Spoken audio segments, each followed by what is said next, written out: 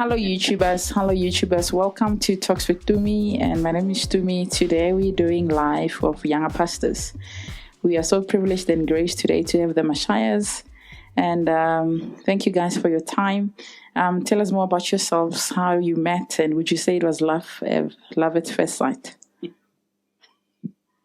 want to start? No, I think you should go for it. All right. It was definitely not love at first sight. No, not at all.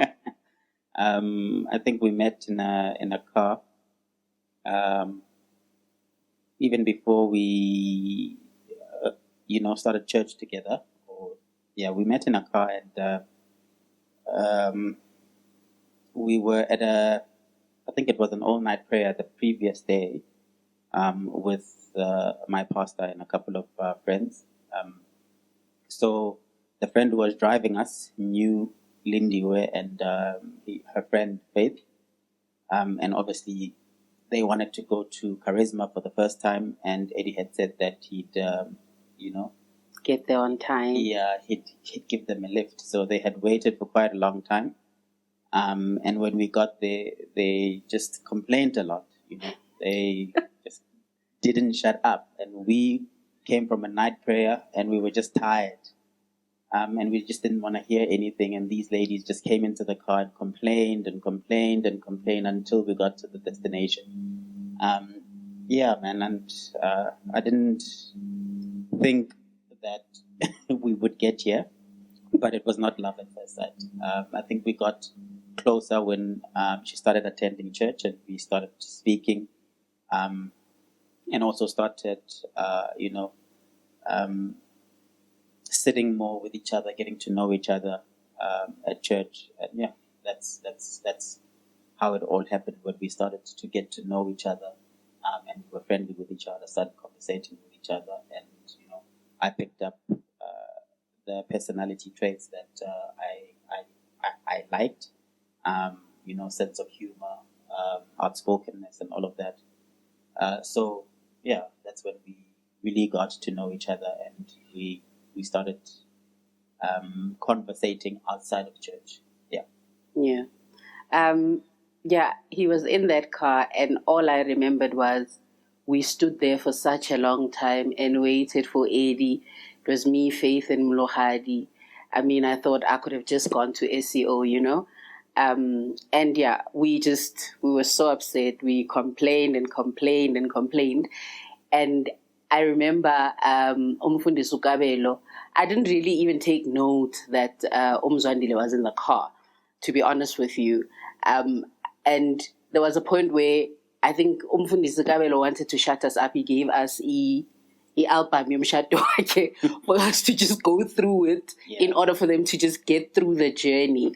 And I didn't even know Mzwandile was there, because he was so quiet. And obviously, we were complaining and all of that. And I know that that's one thing that he just felt like, this chick is not okay. But gradually, okay. But gradually, we got to know each other. He was quite funny. And I think the one thing that I liked about him, outside of what I had seen at Charisma, was that he was that guy who spoke when he was spoken to, begangak jampeli, and I thought that was quite a wonderful trait. So we gradually got to know each other. It was definitely not love. No, not love at first sight. I didn't see him. He just thought, lentombazana lena, la mantombazana, and with not scripted. With us, so with us now, we're Faith Velingaz good day that day. Ukabelwa tai guys sniped the album. Have a look at this. I just saw that scripture from Proverbs, the one that says, "Hey, a man would rather not be in the house." Wow. But Let's talk about transitioning from dating to married life. How long did you guys date, and how long are you guys married, and how's the transition? We dated for quite a long time. 3 years. 3 years. We dated for quite a long time. But the thing is, I knew for sure that she was the lady that I wanted to marry, and I made my intentions quite clear from the onset. And that's why for us the dating part was, preparation essentially for marriage. And I think if we had the money and we were fine at that point in time, we wouldn't have dated for such a long time. Okay, I think we would have, because is we doing about and I was still a bit nervous in the first year of dating because to be honest with you, I was waiting for him to have shellaed someone somewhere. I was waiting for a scandal. Yeah, I was actually waiting for a scandal, because in that season of our lives, these scandals were the thing. So in the first year, I was just trying to balance myself and not give too much of myself away, because I also feared the fact that I have a very strong personality. You just don't know how to work around having someone and trying to work out, will I be submissive? So all these things just came all at once. And I remember, Uguti, 2010, when I said yes to the relationship, I was still finishing my final year. And when I told my mom, no muntu, my mom went, yo, bagiyege, bayabona ukuthi uyaqeda. Yay. So it just became so hectic because my mom was not accepting, but she couldn't deny the fact that I was old enough to now, have someone in my life. Yeah. And the guy was from Alexandra. So it was just a lot of things for my mom to just take in. And I remember I said to myself, there's no way I'm going to allow them to go and have lobola negotiations in an RDP house. I need to fix my life so that they don't think, yabo, I'm cheap nyana. But yeah, the transition from dating to getting married, I know if there's one thing that I can really say about the transition is that for us it wasn't easy. The first year we lived together after the marriage, and it was not amazing. And I think my greatest thing was Ekangi firstborn. I call the shots. I've always been, that person.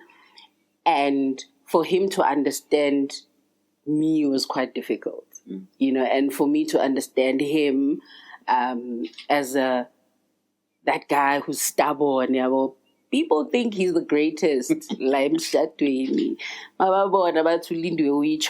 but they don't know. They don't know this guy. And on that note, and there's one thing that people always ask me: how did you know, Guti, this guy will be the one? Is Besise Camp. So Masise Camp, we had this game. And there was a point where someone, I'm not going to mention them because they are high and mighty and they're preachers of the word, Bega ropa, yabo, asropa lumfundis, asropa. Magacata as a stable at ropa. So I'm very competitive as a person. And I remember, I think I just snapped and I said something. And Umza was like, Lindiwe, stop it. And I didn't have a comeback. I was like, yo, okay. And I left the scene because I couldn't answer this guy. And that's when I knew that this guy was the one, And yeah, we didn't have a good first year. We fought. There was a point where I was like, I go back to your home. I'm not doing this. Yeah. It was quite difficult.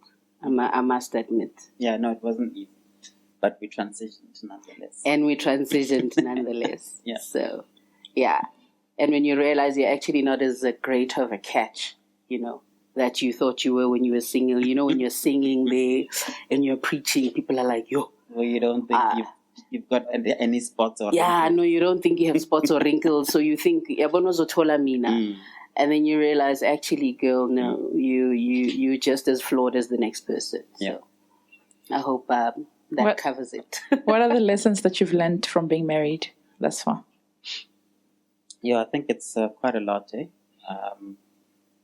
Quite a lot. I think number one is just getting to understand the other person, having that understanding, being willing to compromise, patience, quite a lot of patience that you learn, because there are things that you want to change immediately about the other person, or you want the other person to change immediately, but you have to learn that it's not going to be as easy as that, because this person has been this person for the amount of years that they've actually been this person, and now they have to adjust for you, so you have to also be patient in that as well.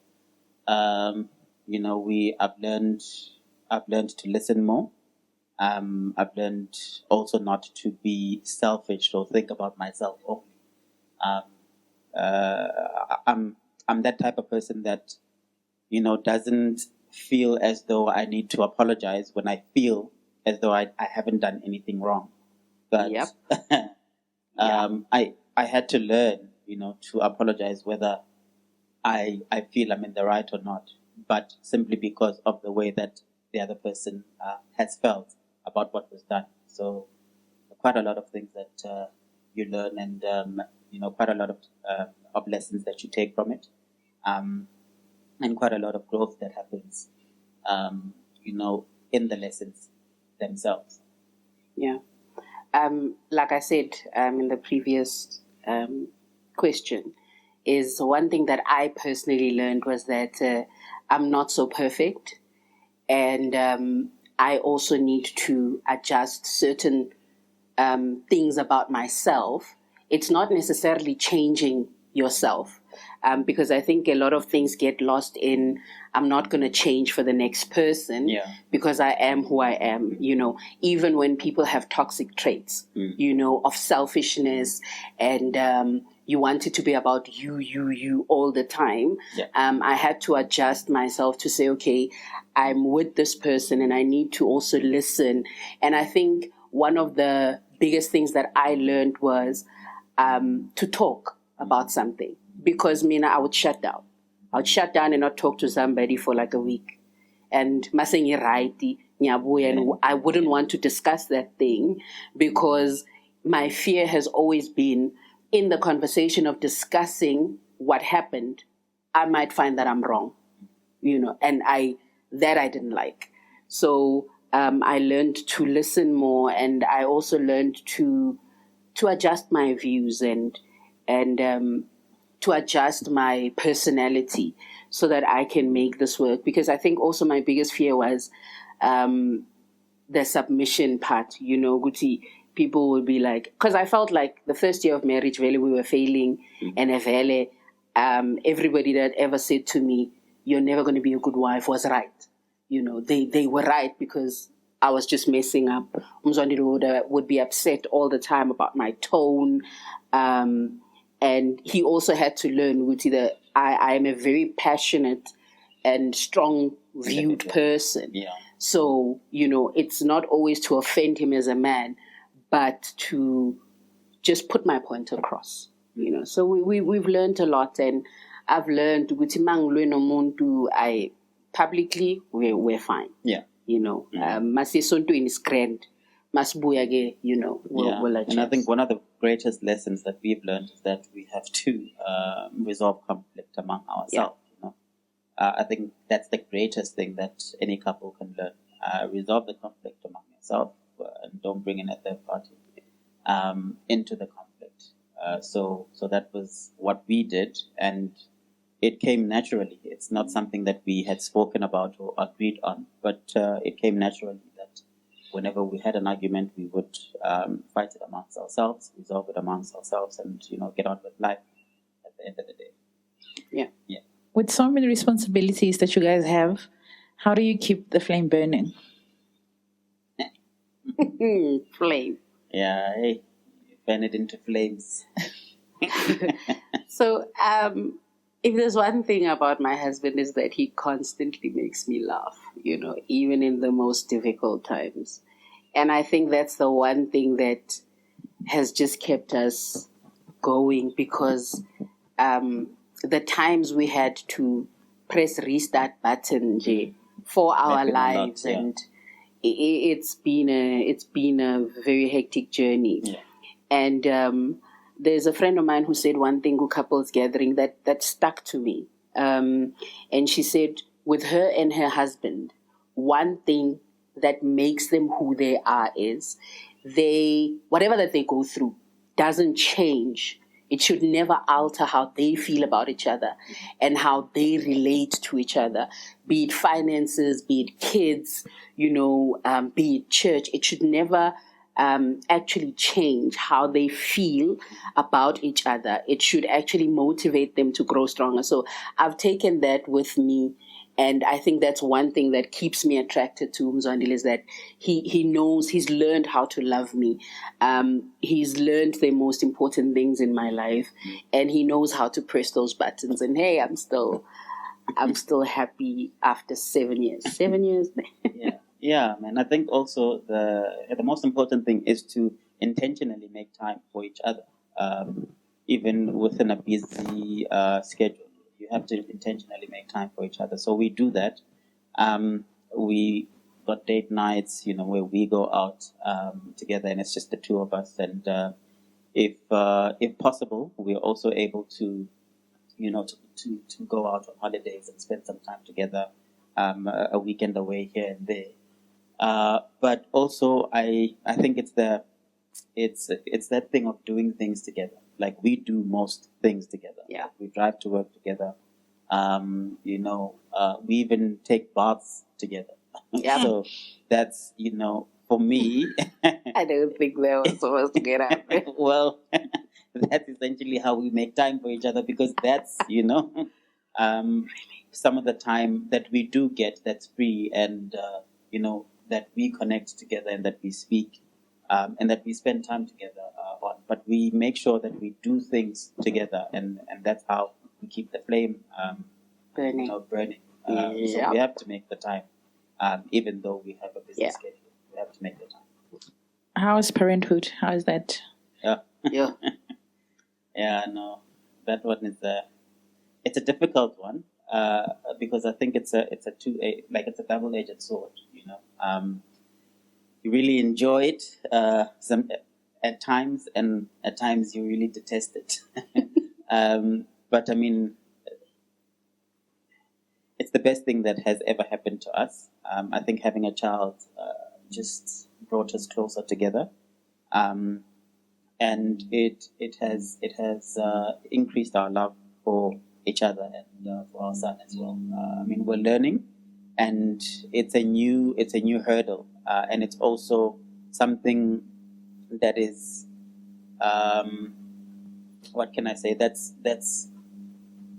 it's bringing out our other traits that we did not know, because now there's a third person involved. So in terms of how I discipline and how she disciplines, how she speaks to the child and how I speak to the child, who spends, a lot of time with the child and who doesn't, who gives more attention, who's more softer, who spoils them more. I think those are the things that we're now coming to learn about ourselves, within the parenting arena.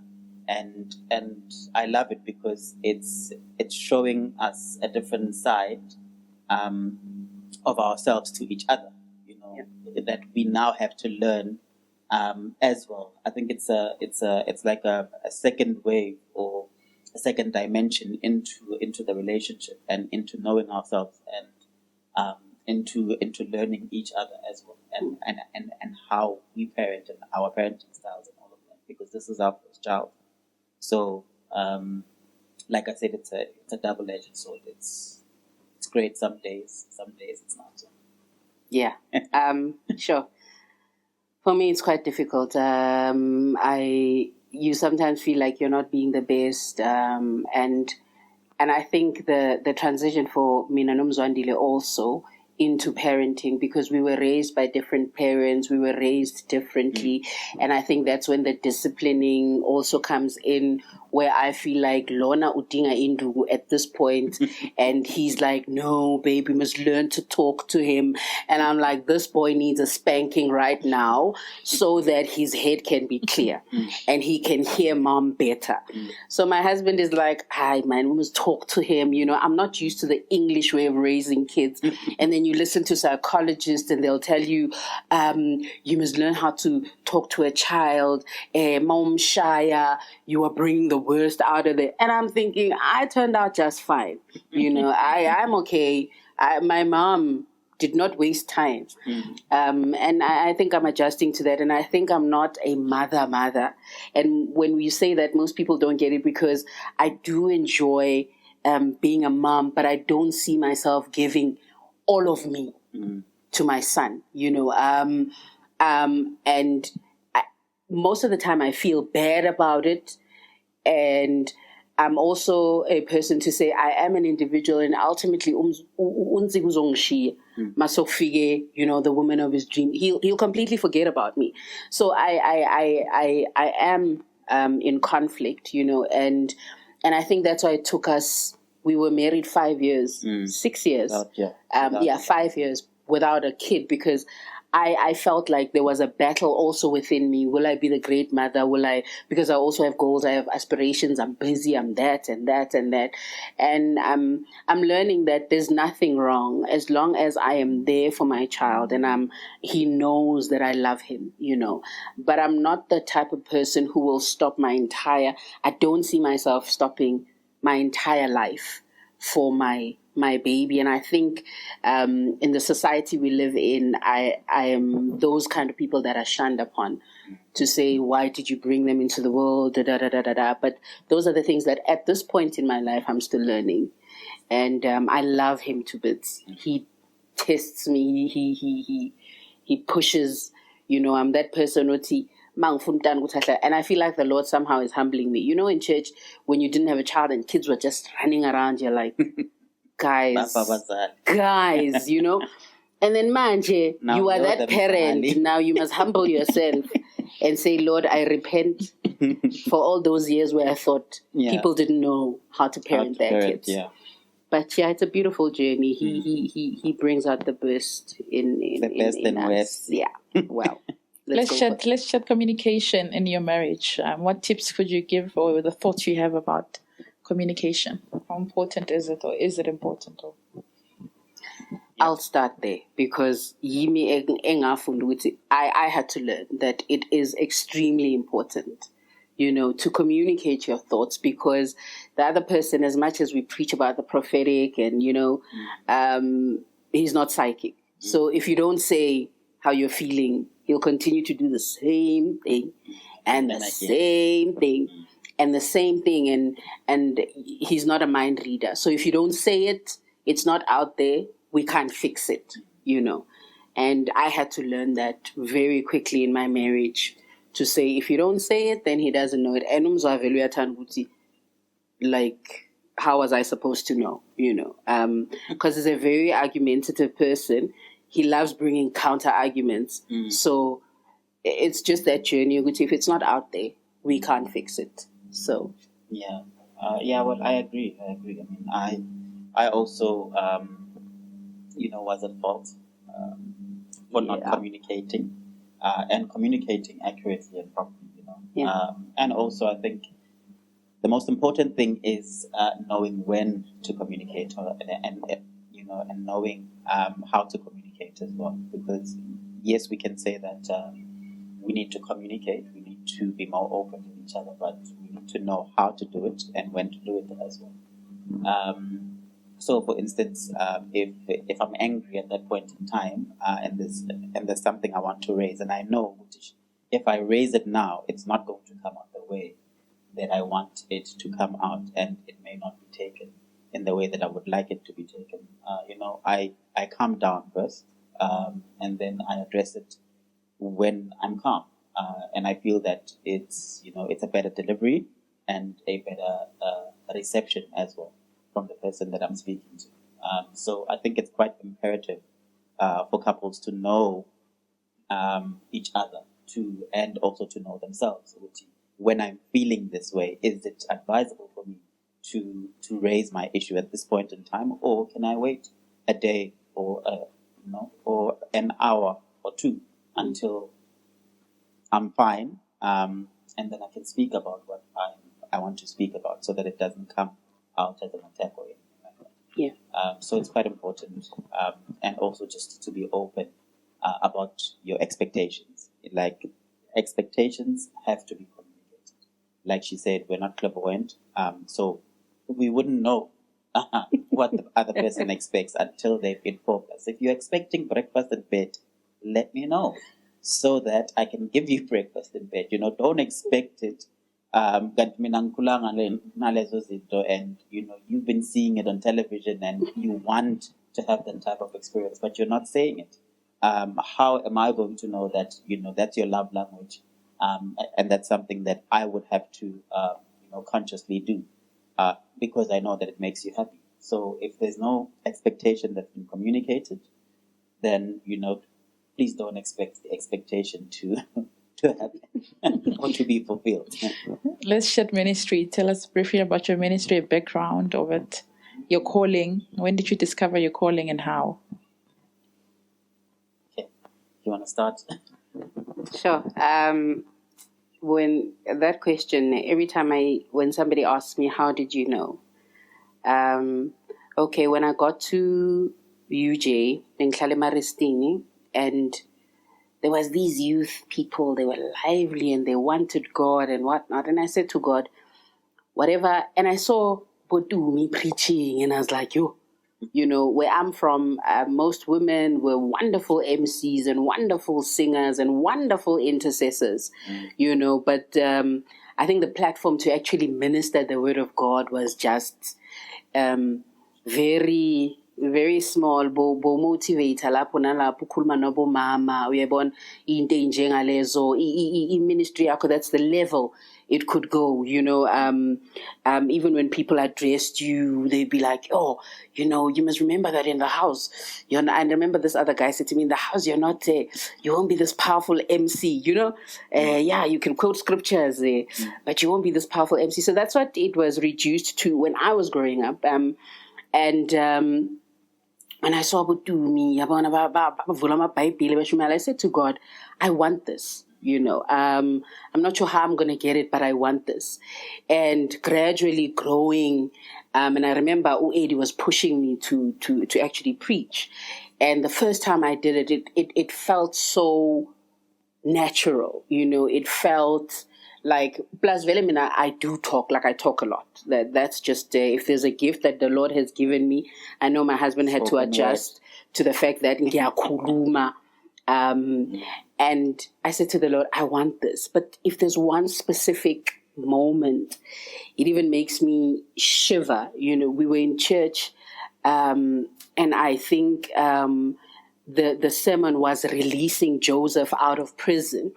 And Umfundisi said to us, start to preach, start to speak to the Lord, and there was a moment where I froze. I remember I was wearing a pink skirt and a white shirt with blue platforms. And as I was leaning, I could see, I can't say Jesus, but I'll say it's the Lord with the horn, and he was pouring this anointing on me.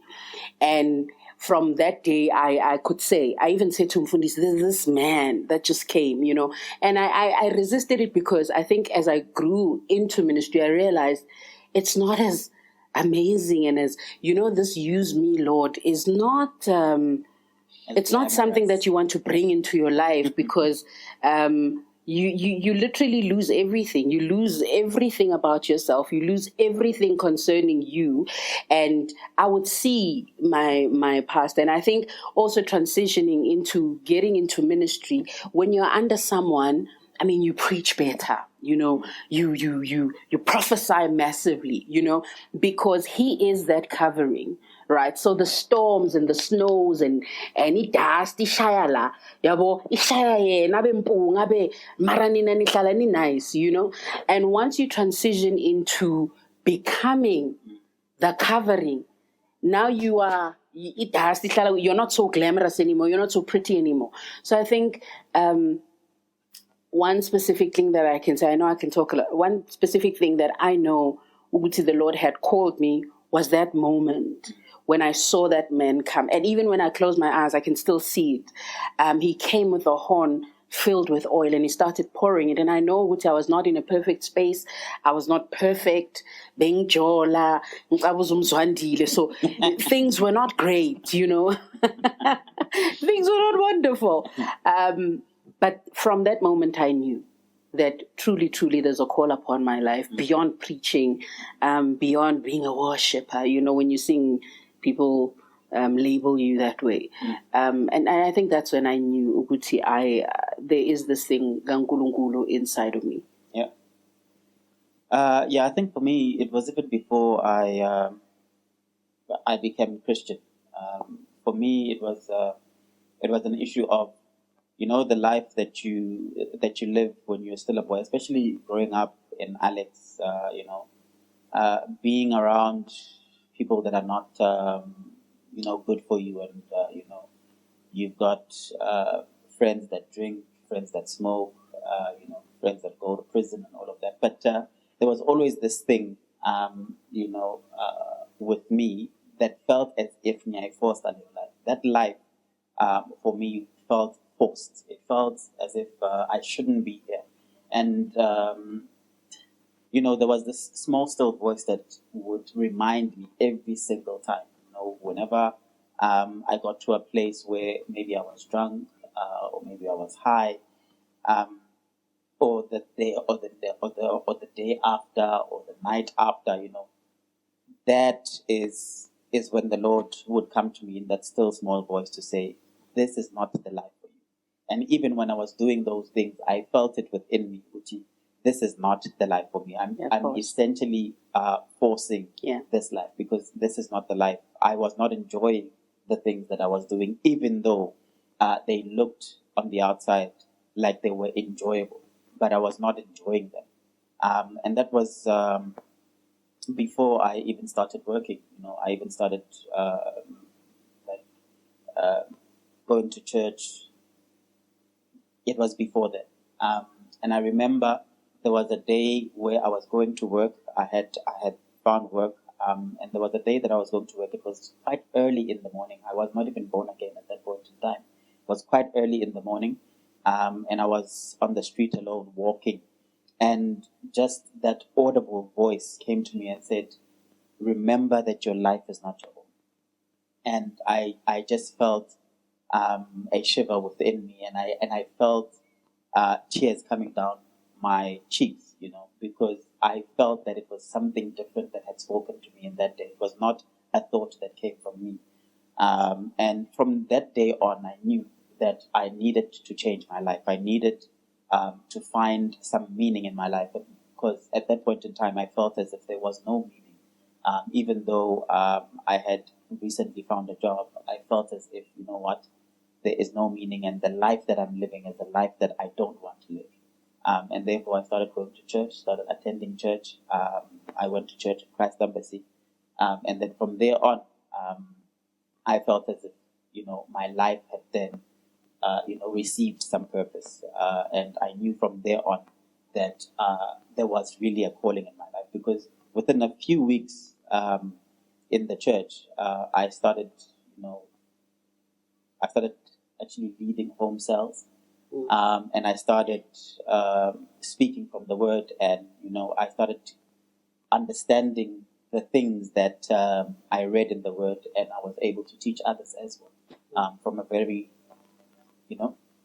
early point in my life in Christianity, I felt as though this is the place that I'm supposed to be, and this is what I'm supposed to be doing.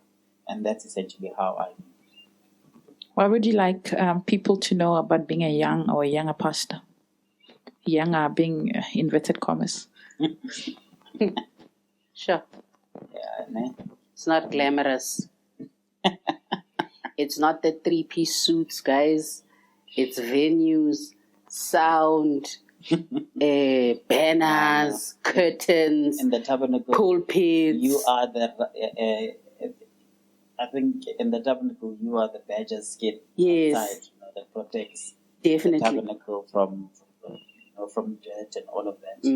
Yeah, man, it's not a glamorous thing, to be a young pastor. And I think also it's very difficult to get the respect that you require or that you deserve as a young pastor, because they'll always gauge you according to your age and according to what you've done in the kingdom, and that's one thing, and according to your experience and who you've led and who you've brought to Christ and all of those things.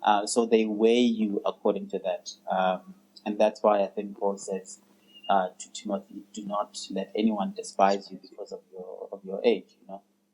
Because I think those are the things that most people look at. They look at your age and they feel as though you don't qualify to call yourself a pastor because you have not done or gone through what your majors and your elders have gone through.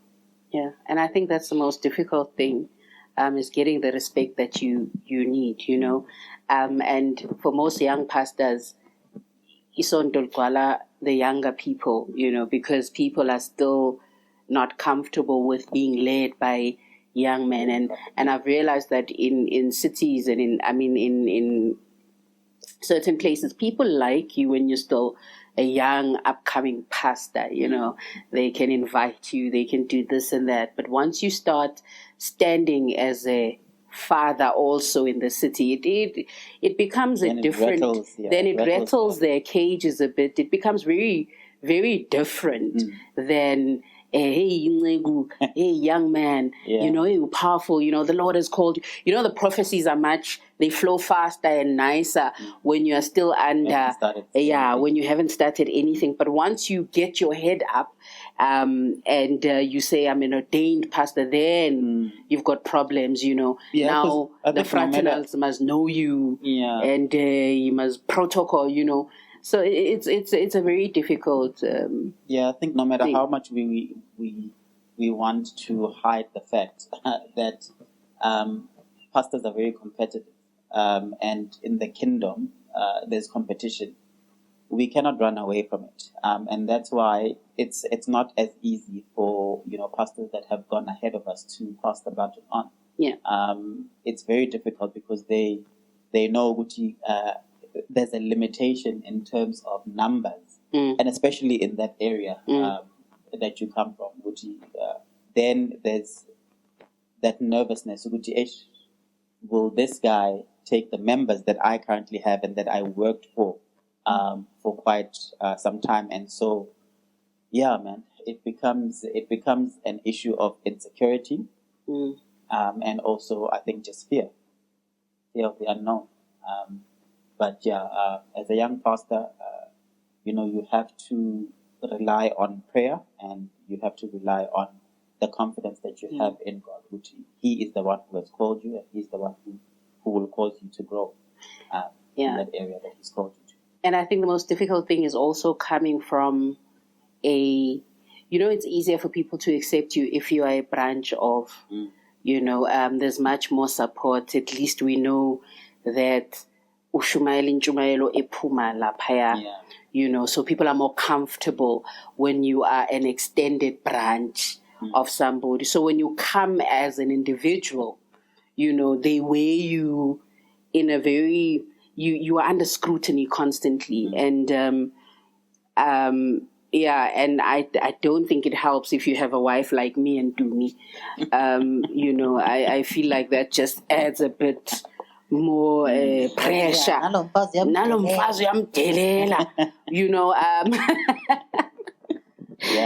So choose an intercessor and you will be safe. Hey Mzwandile ulunge kabi. Nethi lo mfazi wakhe ngeke ngisonte naye. But besides that, controller le ntombazana. But yeah, it's very difficult. Like I said, once you are covered, things are nice. You are warm, yabo. Mara masokumele kube uwe who faces the storms. It becomes a challenge, and you do rely on prayer. So ministry is not easy. alone in ministry is not easy. So when you are young, it's even worse. So at least manje umzwa ngiyamzama ngoba he's married, so they accept him better after marriage. What develop umkhabanyana. So at least the appearance is now starting to so sekune respect yeah ngoba abasabuzi nokuthi uphi umfundisi wale bantu mababona mina. But yeah, man, I think that's what we can say. We can say a lot about ministry.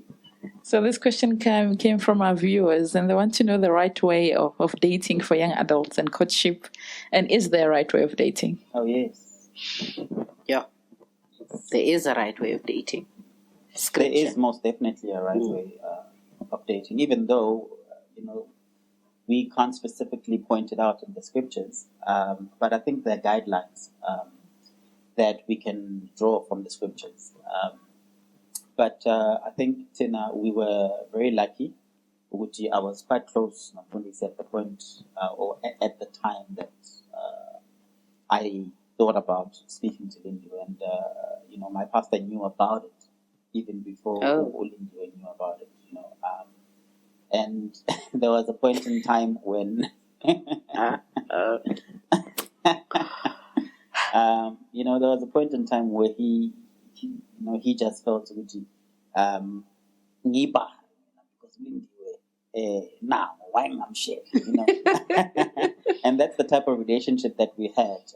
But he didn't know that I was speaking to her on the side, and just to gauge and all of that, and whether we are compatible or not. But I think what was nice about it is that he gave us guidelines, and he wanted us to be open about who we want to see and who we are thinking of proposing, and also guidelines to when we are, in the courtship and in the dating game. Things like don't go to the person's place alone.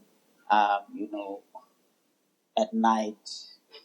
If this person lives in Mariston and they are living with other 3 people, but when you choose the day where the other 3 people are not there to go and visit, obviously, it's going to be an issue. So yes, there is a way. There is definitely a way. You need to be open about it, and also you as individuals, or as a couple, or as people that are going into this, you need to have that conversation with you. What are the things that we are going to allow, and what are the things that we're not going to allow because we're still in courtship? Are we going to allow hugging? Are we going to allow kissing? Are we strong enough to allow it? All of those things, because you don't know so you need to be careful. Okay, where are we going to meet? Are we going to meet at a bed and breakfast? Are we going to meet? Are we going to have a vacation? Are we going to do all of those things even before we are married? Because those are the things that leave you open to the attacks of the enemy and susceptible to sin. Because you have not brought anyone else into this conversation. You have not brought anyone else into your plans. Akekho umuntu owazi ukuthi niyajola ekuzawubonakala ngesisu ukuthi hey kanti benenza kanje, but when you are open about it to the people that are responsible for you, I think it becomes better. And when you are open as well with each other, this is how far we are willing to go, and we cannot go above this, and this is how we are going to date, so that we protect ourselves and we protect our callings, we protect the anointing, and we also protect the person who is looking after us and who we are responsible to. Yeah. Mina, one thing that I learned, I'm going to personalize it. One thing that I learned is sometimes we as Christians have come to a point where we think I'm going to be very graphic, when the penis goes into the vagina, now we've sinned, and in my life and in my journey, Nomzwa, I had to learn that intimacy is not just that moment when you are now in each other, but it is a process, You start by touching, and you are being intimate. And I think these are the conversations that we need to have so that we can assist each other to say what is appropriate, what is not, how far can you, because you do find Christians that are extremely strong, yabo, but you do find those that are susceptible to falling. And I mean, like greater men have fallen. It's not this intimacy thing must be reviewed time and time again in the relationship to say, no, Izol, we might not have, but you touched my boob in this way and it made me feel this way. And I was already so intimate with you. And these are the challenges and these are the dangers that we go through, And I think that's what we've learned, Guti. In our relationship, we always had to review. Guti manje, how far are we going? No. This must stop, that must stop. And I think that's what kept us. Yeah. And I think God kept me. I had never been so in love. I had never been in such a state. And I think probably if I was not with the person that the Lord had chosen for me, who knows what would have happened to me. So those are the things that people need to start reviewing. Guti, how far can they go? And unfortunately, we are in a season where, I mean, it looks like sex has become normal in people that are dating. That's the most and it's wrong. thing.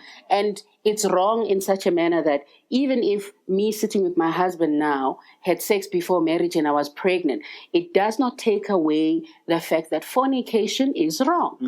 The fact that we would have done it and you guys know about it and now we are telling you it's wrong. It is wrong, regardless, And these are the things that we need to bring back into courtshiping, because people visit each other, people sleep with each other, they go and preach it, it's okay.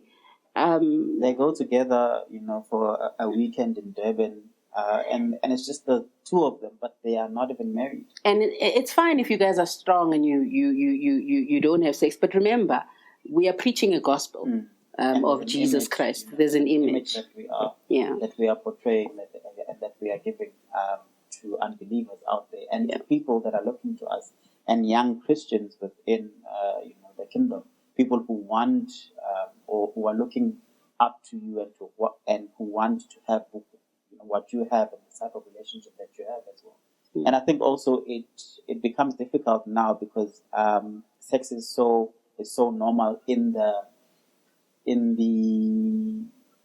world, so much so that I think when somebody gets born again, chances are they've had sex before, So I think we were lucky because before marriage I had sex only once, and before I got born again I had sex only once, and she was a virgin, So and I had been celibate for quite some time before I actually got born again, and I was able to like ukuzibamba. And I think that's how we were able survived. To also survive that. But imagine when you are putting two people together who have the experience, and who know about it and who are not as strong as we are, or who, and I think it's also an issue of grace, who did not have the grace that we have as well, So it's an issue, but you have to be vocal about it, and you have to speak to each other and to the people that are also accountable to you, and that you are accountable to. As pastors, do you get to a point of doubting God or questioning your faith? And what is your biggest fear as ministers? Sure. Like I said, in our marriage, we've had so many ups and downs and challenges, and manithi senivukile nakhu, manithi nenza lokhu nakhu. And I think there was a year where I felt like I'm tired. I'm tired of having faith. I'm tired of declaring. I'll do the normal things. I'll pray here and there just so I can still feel Christian, even though I've fallen from grace. And especially the season where my husband lost his job. Those were difficult times. Because, when you get married and you want to start a life and things just start happening. And that's not the type of marriage I imagined for myself, So it was quite, I have had moments where I've lost my faith. I've had moments where I doubted if we would ever be okay, but thank God, because he pursues us. He constantly reminds us. Yeah. And I think that's how I'm still standing. Yeah. Yeah, I mean, I think, it's, it's challenging times, especially when you start a ministry and you go out on your own and, you start off having a lot of faith. You start off saying, you know what, it is definitely going to happen. I'm doing the right thing. I'm doing this for the Lord. And the Lord will increase us. The Lord will grow us, and then it doesn't happen. It doesn't happen the way that you envisioned it. And also it doesn't happen the way that you've seen it happen for others. Because you're comparing yourself as well. I mean, to go to, and it's going well. It's going well. So, it should be going well for me as well. That's all yeah. And then it becomes an issue of, yes, you're doubting that you've heard him well. You're doubting that you've heard what you are called. You're doubting that it is the right time for you to actually begin. And you doubt yourself. And you doubt that God is also, present in your life because he's not making the things to happen. The pots. And God can sometimes not make the things to happen. Exactly. For a certain reason that is known only to himself. Maybe you're not ready. Maybe he's protecting you, but you, are just with zeal and, you are zealous, you want this thing to happen. And you're saying, you know what, I'm going to change Alex. I'm going to change Balfour. I'm going to turn it around. They upside down. Jerusalem, and it just doesn't happen. And you have that one member for 10 years, or that one member, committed person, or even worse, you just have your wife as the member. At least now we have Unziga. Yeah. So you do get to that point, but what I love about God is that He gives you these moments where He reminds you, yes, I've definitely called you, whether you see people or you don't. But yes, I've definitely called you. I've definitely anointed you, and this is what you need to do. But it's I think the walk of faith is a difficult one, which is why Paul says we fight the good fight of faith because it's a battle. It's not something that comes easy. It is quite a difficult thing, and we do find ourselves losing, or maybe doubting, or losing our faith for that moment in time. But we always snap out of it. Yeah, we always snap out of it, and we snap out of them. We start riding again, that wave again. Let's see how you guys know each other well. So when was your anniversary? When is your anniversary, right? 21st of December. Yes. When was your first kiss? So the first kiss. To be honest with you, I don't remember. The first kiss. I honestly don't. Maybe I could have, because I felt so dirty. Maybe that's why I just wiped it out of my system. Because being a sister or holy. And she knelt down. I don't think I knelt down.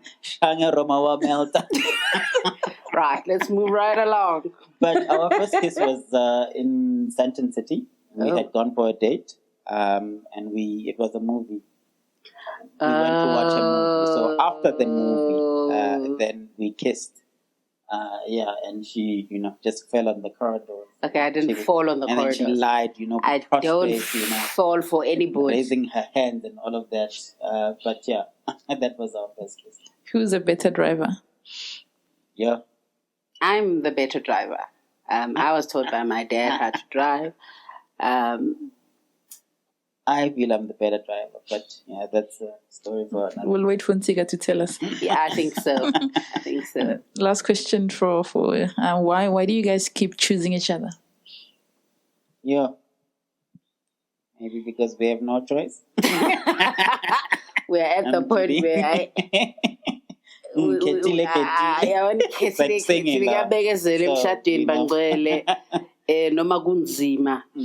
umfazi ubamba But like I said, I mean,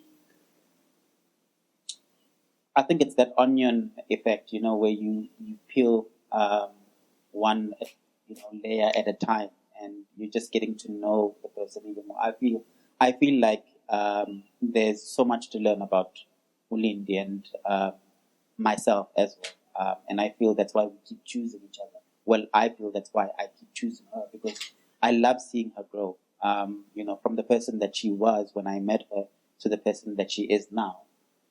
For me, she's not the same type of person, that she was then. And that's what I love about our relationship. Is that we are growing with each other. We didn't find each other well established, but we are growing with each other, and we keep just removing one layer at a time.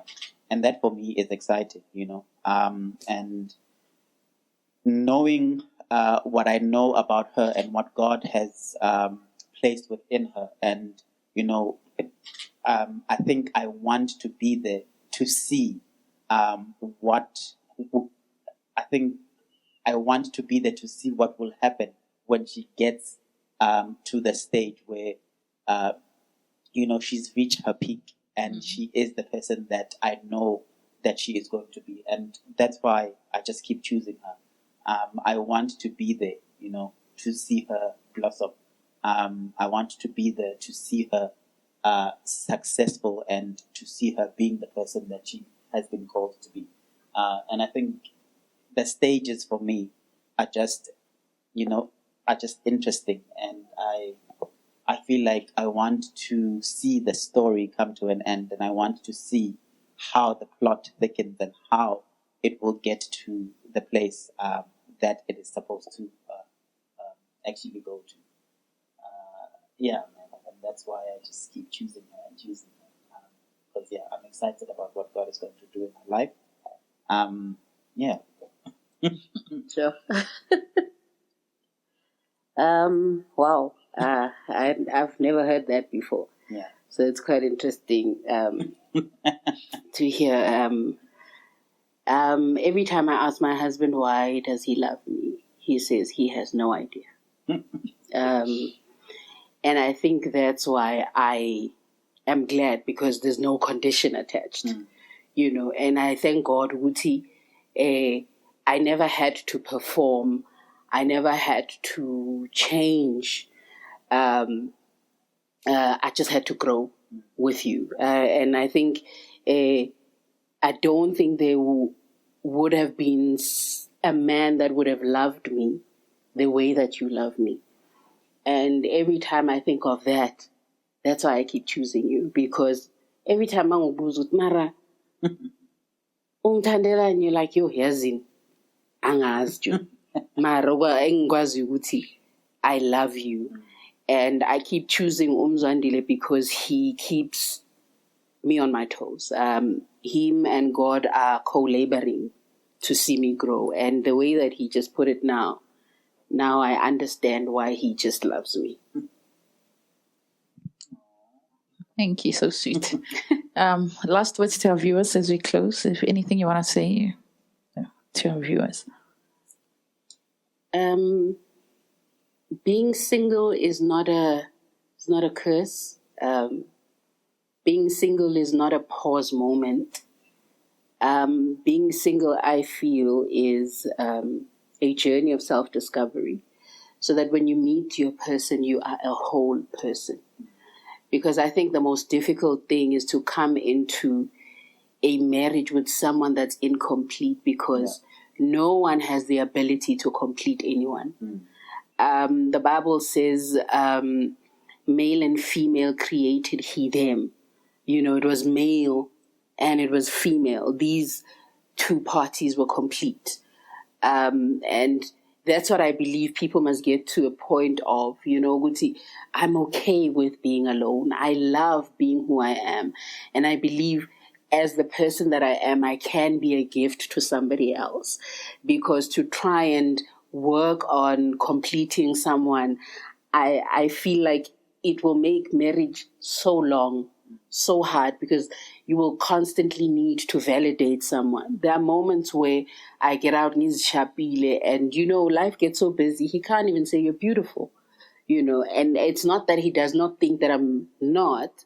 It's just that sometimes it gets so busy that there's no time to compliment. There's no time to, validate someone. So I feel ukuthi most people now are making waiting ngathi manje.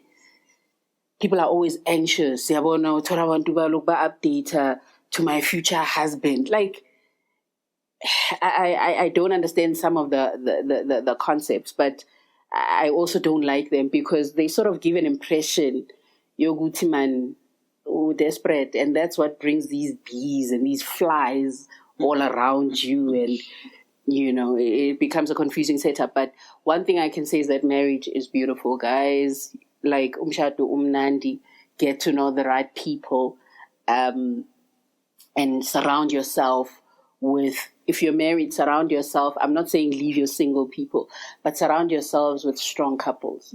And it's okay to ask. It's okay to say I'm vulnerable to those that you feel would have made it, and keep God at the center. I mean, He is the author. He is the author. That's important. Yeah, I think from my end, take your time, guys. There's really no rush. Take your time to know someone very well, and also, as a man, I think in the relationship, and as a young man who wants to get into a relationship and wants to marry, I think it's important for you to self-introspect. It's important for you to know yourself. It's important to know the difficulties that you may face in the relationship, and to know as well that the responsibility lies with you to make sure that this relationship works, because you're the one who initiates it. Yes. So the one who initiates it, they better make sure that it works. That it You works. don't enter into it simply because it's what's happening and what should be done, but you enter into it with the notion of, I'm going to make this work no matter what happens.